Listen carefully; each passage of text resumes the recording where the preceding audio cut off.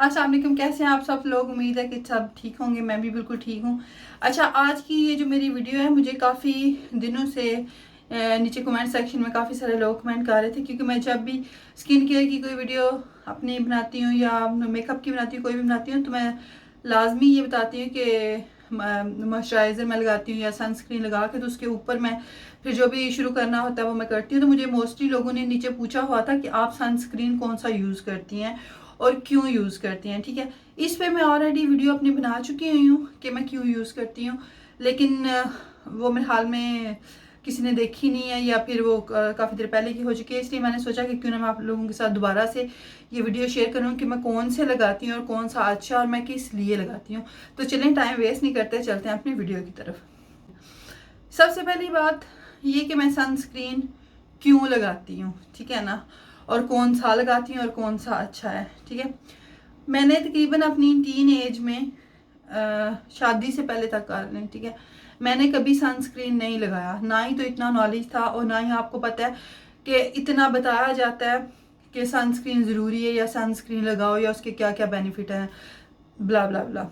ठीक है, जब फिर जूं क्योंकि मुझे शुरू से मेकअप वगैरह का शौक था, मैं मेकअप वगैरह करती थी, लेकिन स्किन केयर का इतना नहीं था पता कि स्किन केयर क्यों करनी चाहिए, किस लिए करनी चाहिए। वो जूं फिर ये कि नॉलेज आती गई, सर्च करते रहे, तो उसके बाद जाके जो है वो ये चीज़ें शुरू हुई। सनस्क्रीन मेरा बेसिकली मैंने जब शादी के बाद मैंने लगाना शुरू किया, ठीक है ना, मैं तकरीबन 20 अबव थी तो मैंने इसको लगाना शुरू किया। वो भी क्यों लगाना शुरू किया, इसलिए मैंने जब मेरे बच्चे जो होते हैं वो सी सेक्शन से होते हैं, ठीक है, और जब मेरा पहला बेबी हुआ तो मेरे लाइट लाइट सी ना चीक्स के ऊपर, क्योंकि मेरा वेट बहुत ज़्यादा कम था उसकी वजह से, प्रेगनेंसी की वजह से, क्योंकि सी सेक्शन हुआ, मैं वीक भी बहुत ज़्यादा थी, तो ब्लड कम होने की वजह से मेरे जो फ्रैकल्स हैं, छाइयाँ जिसको बोलते हैं, वो प्रोमिनेंट होनी शुरू होगी।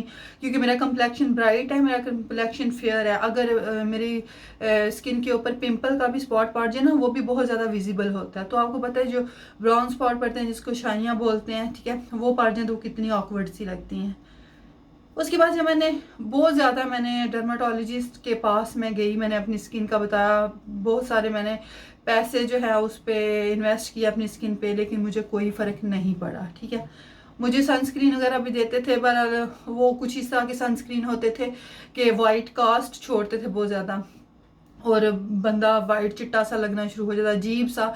और स्वेटिंग, आपको पता है पाकिस्तान में गर्मी बहुत होती है, तो स्वेटिंग वगैरह उससे बहुत ज़्यादा होती है जब आप इस तरह का सनस्क्रीन वगैरह यूज़ करें। ठीक है, फिर उसके बाद हम लोग मूव हो गए इधर, मैं इधर आ गई।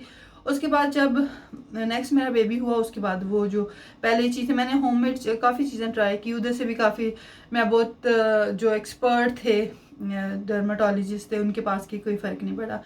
जब मैं इधर आई, इधर मेरा जब नेक्स्ट बेबी हुआ तो वो बहुत ही ज़्यादा हो गए, वो और चीज़ विजिबल होगी मेरे इधर चीक्स पे होगी, फोरहेड पे होगी, अपर लिप्स के अराउंड होगी।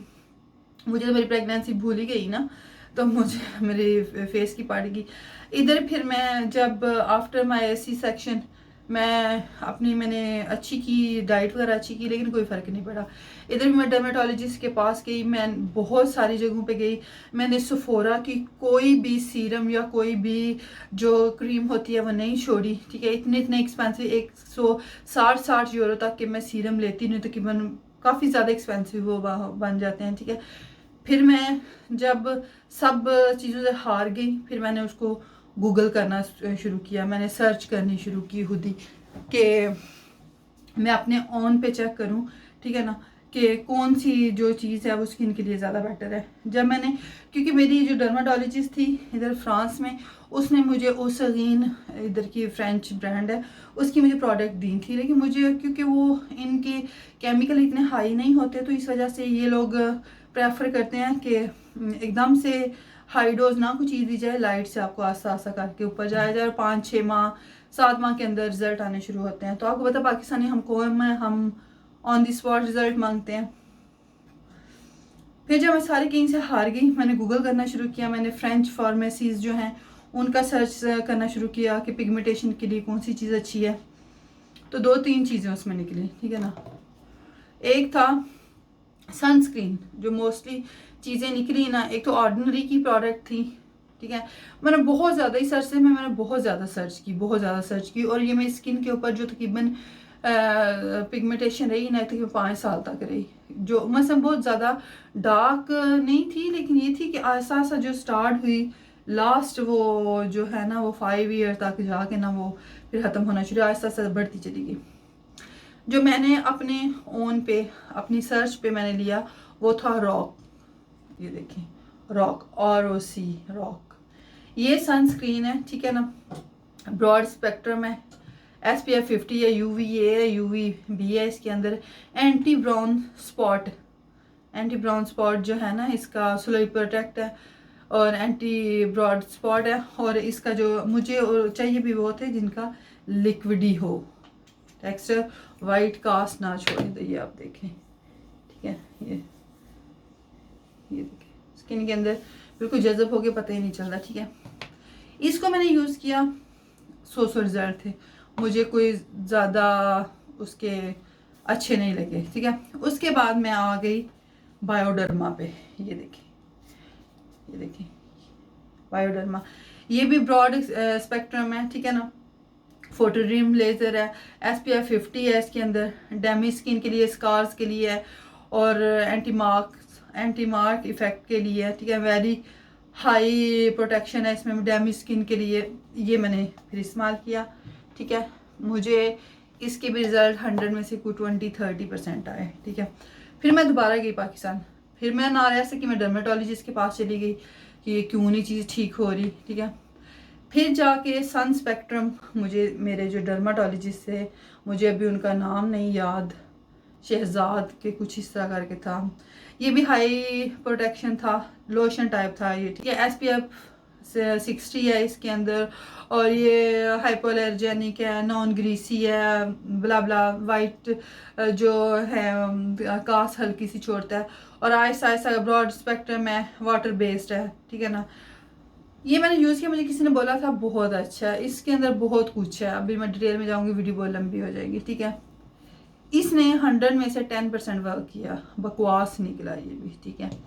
मैं उधर महीना एक रही, मैं वापस आ गई, मैंने आके फिर ला रोश पोजे का, ये भी फ्रेंच ब्रांड है कि ला रोश पोजे बहुत फेमस है, बहुत अच्छे इसके भी सनस्क्रीन है, ठीक है। ये देखें, ये मेरा इसमें छोटा है, ये देखें, ठीक है। SPF 50 है इसके बीच में और बहुत ज़बरदस्त है ये, क्या नाम है, 30 ml है।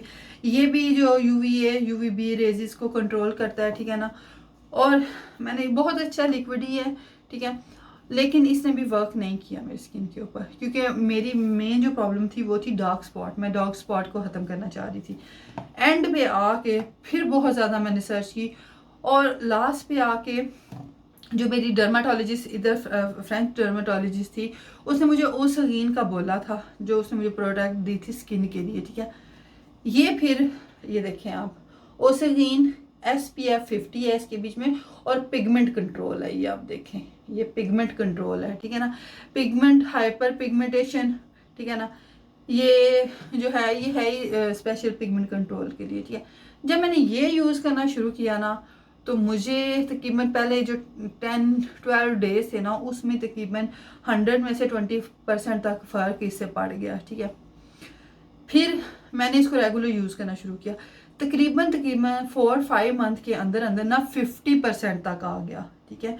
मेरे जो डार्क स्पॉट थे वो कम होना शुरू हो गए, ठीक है। मैंने फिर इसको रेगुलर इस्तेमाल करना शुरू कर दिया, तकरीबन मैंने 6-7 माह इसको यूज़ किया, तो 100 में से आप बोलें 20% सिर्फ रह गए मेरे फेस पे। बाकी ये क्योंकि मैं बहुत ही ज़्यादा थोड़ी सी वहमी सी हूँ, मैं किसी भी चीज़ पे ऐसे ट्रस्ट नहीं करती है कि ना उसका मुझे रिजल्ट मिले मैं छोड़ देती हूँ, ठीक है। लास्ट फाइनल मेरी आके ब्रेकिंग इस पे लगी ओसगीन पे, ठीक है। ये पिगमेंट कंट्रोल सनस्क्रीन है, मुझे नहीं लगता पाकिस्तान से मिले या ना मिले, लेकिन ये ऑनलाइन अगर कोई बाय करना चाहता है, अगर हम स्किन के लिए इतने डर्माटोलॉजिस्ट के पास जाके पैसे वेस्ट करते हैं, तो हम ऑनलाइन मेरे हाल में मंगा सकते हैं, या आप ओसगीन की वेबसाइट के ऊपर जाके ले सकते हैं, इंस्टा पे जाके ले सकते हैं। अभी तो काफ़ी पाकिस्तान में वेबसाइट इस तरह की जिधर से ये चीज़ें बाहर की मिल जाती हैं, लेकिन ये मैजिक है, ठीक है ना, ये मैजिक सनस्क्रीन है।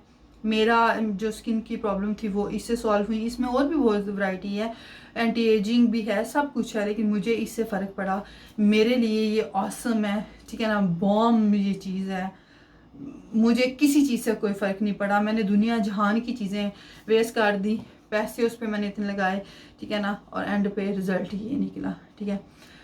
और सनस्क्रीन लगाना मस्त इसलिए भी है कि आपको ये यूवी बी रेजिस से बचाता है, स्किन कैंसर से बचाता है, एंटी एजिंग से बचाता है, क्योंकि जब डायरेक्ट सन लाइट आपके स्किन पे पड़ती है तो एजिंग जो इफ़ेक्ट्स होते हैं, एजिंग साइंस बहुत जल्दी विजिबल होना शुरू होते हैं।